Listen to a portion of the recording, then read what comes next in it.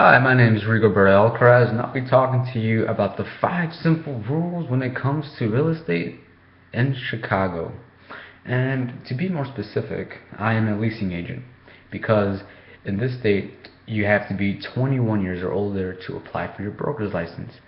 But you can also apply for a leasing license, which you could be 18 or older. So that's what I did.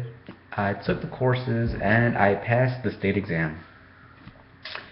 You know, in my past experiences, I've learned that real estate isn't a hard choice of a career.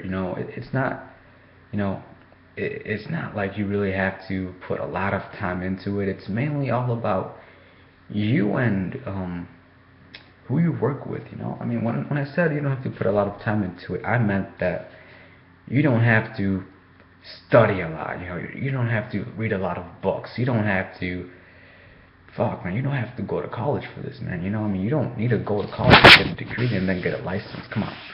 It's 2013. I think we're much smarter than that. So what I'm saying is that in this business, it's all about, it's like, I see real estate as, playing sports. As a little kid, I was playing sports, and getting into real estate is like playing a new sport. You need coaches, you need other members to play with or learn with.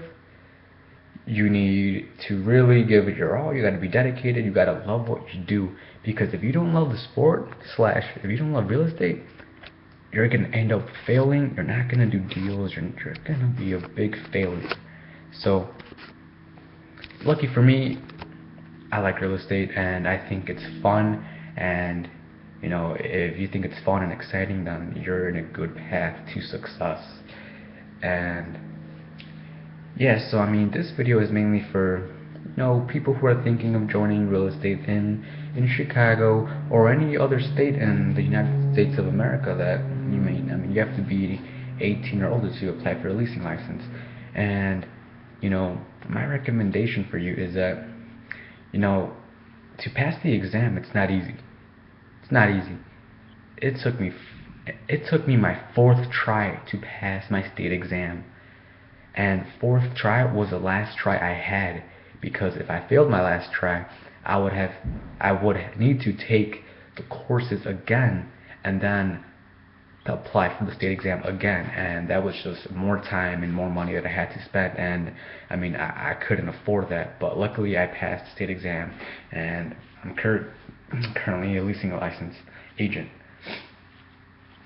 So what I was saying about the state exam is that, I mean, once you take your courses, you're going to be given a huge textbook, and I highly recommend you go everything your instructor told you to go over, because trust me, when you take the courses, you would be going over the whole book. It's a 2-day thing, 15 hours, requirement. So I mean, really take everything, value all the time you have with the instructor, ask all the questions, because that is something I did not do.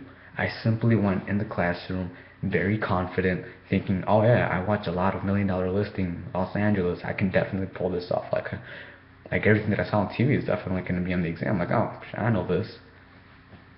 And it's not like that at all. You need to know a lot about the rules, the laws, because if you don't know them, or at least try to know them, you would end up breaking the law and then getting fined a $25,000 penalty, that's how much you will get fined. And you don't want to do that. You really want to do everything correctly, follow the rules, because in the end of the day, it is real estate. It's you can make a lot of money, and you don't want to lose on that opportunity. So what I was saying, really ask a lot of questions. After the 15-hour trial is over, I mean, the class is over, then I highly recommend go over the textbook over and over every night, because you really have to familiarize yourself with all of the terms, because they are crucial and vital when it comes to taking the state exam. And that is something I did do once I failed my first attempt, because when I took my first attempt, I thought that, oh, this exam would be easy. It's only 50 questions. Wow, okay. Yeah, a lot of people have a leasing license. Okay, I can do this. But no, I failed horribly. I only guessed 17 out of 50, I believe. And because of that, it made me realize that, wow, I really have to know a lot of the rules because it's 2013. It's not as easy to get a leasing license as it was 5 years ago.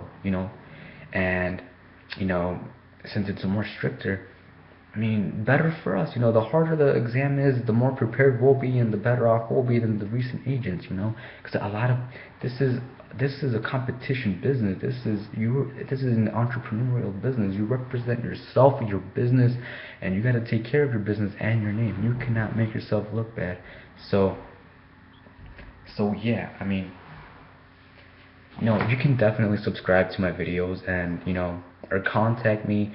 Um, you know, I did do this naughty thing, which I highly regret doing. Is that I took the exam 4 times, and I don't recommend anyone to do this because it's not cheating, but I mean you're cheating yourself.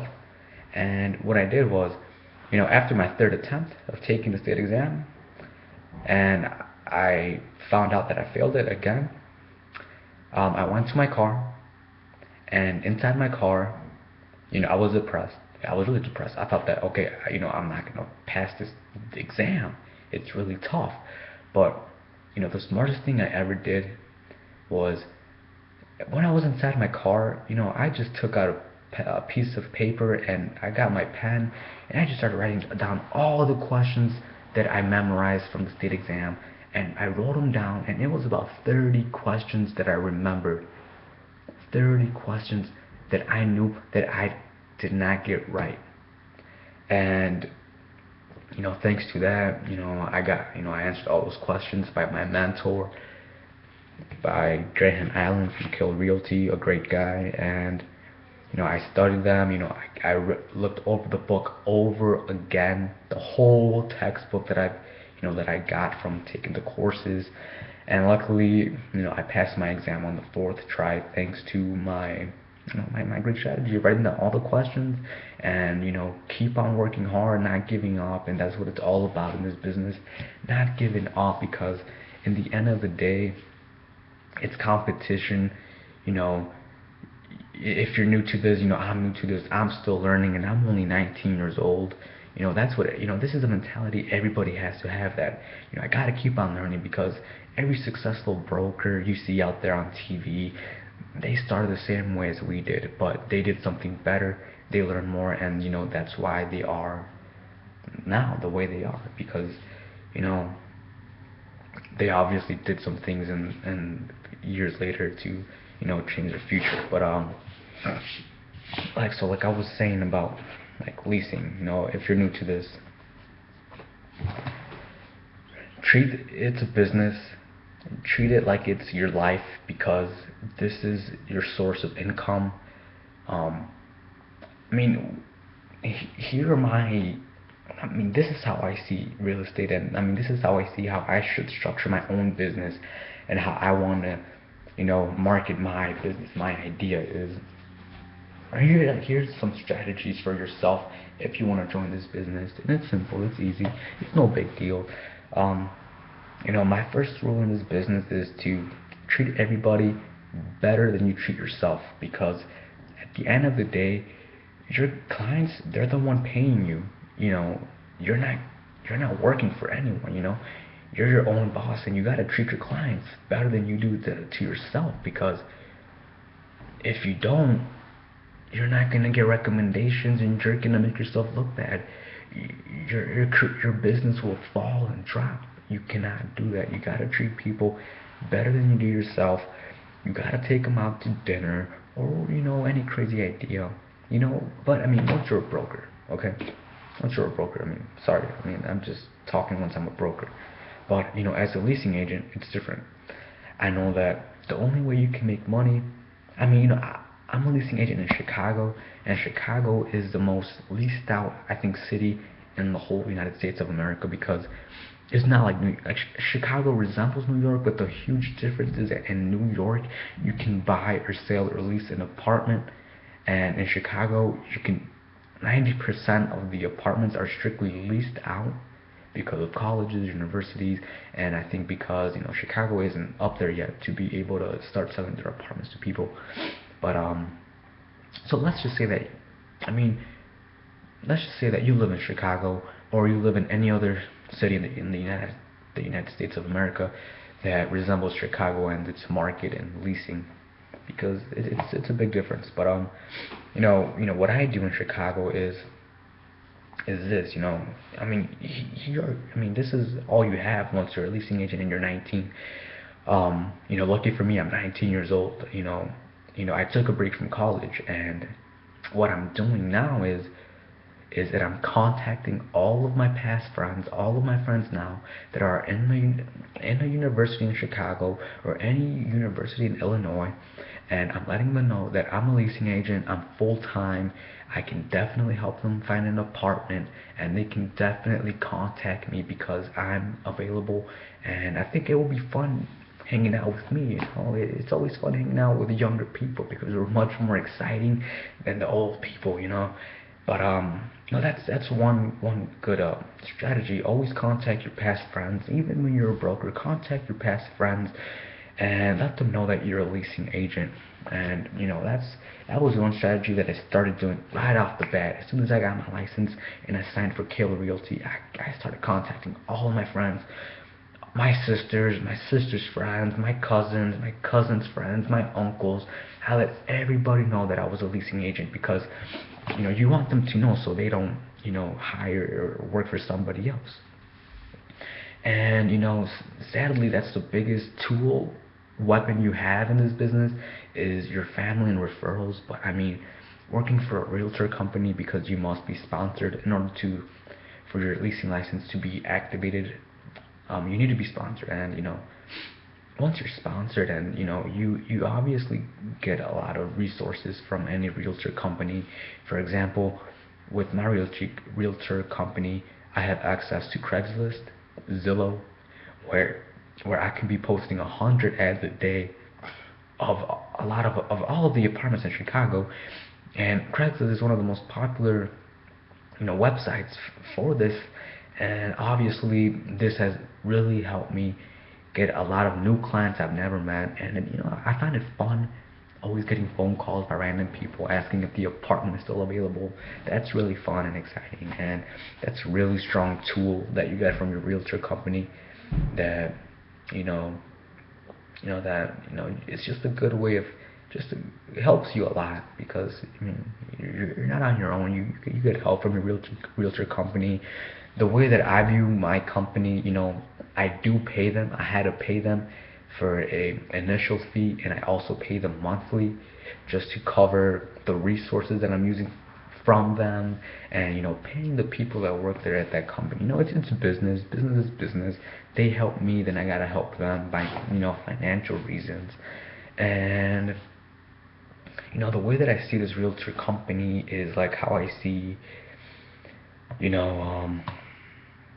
like if you're a professional football player and you get drafted by the San Francisco 49ers, the differences are that once you're drafted in a football team, all of the coaches and the team, the whole establishment would want to help you get better.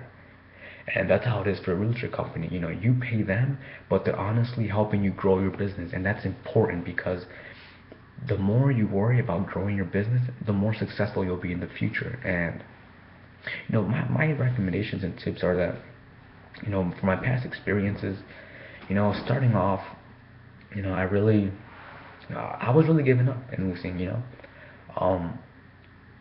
The reason why I say this is because I obviously still don't know much about the business or how it works and runs, and I was giving up because I wasn't getting people to call me. I wasn't showing apartments. I was just staying in my office, staying at the library, just keep on posting ads and no one will call me. That was really frustrating in the beginning. But what every great person does and what everyone should do is, if something's not working, fix it. Look over what you're doing and try to think why it's not working out. And at the end of the day, I figured that out. I knew that I was doing something wrong, and I obviously, looked over my work, and I adjusted it, fixed it up, torqued it up, and you know, week later I started getting phone calls. I started showing apartments, and it was really, really exciting and fun to be doing that. Um, so yeah, that's what I was saying about the realtor company. You know, they help you grow your business, and that's a great part about it. And here are here's my other advice, and what I hope you guys can take from this video is you know being a realtor, you're your own boss. You're representing your own company.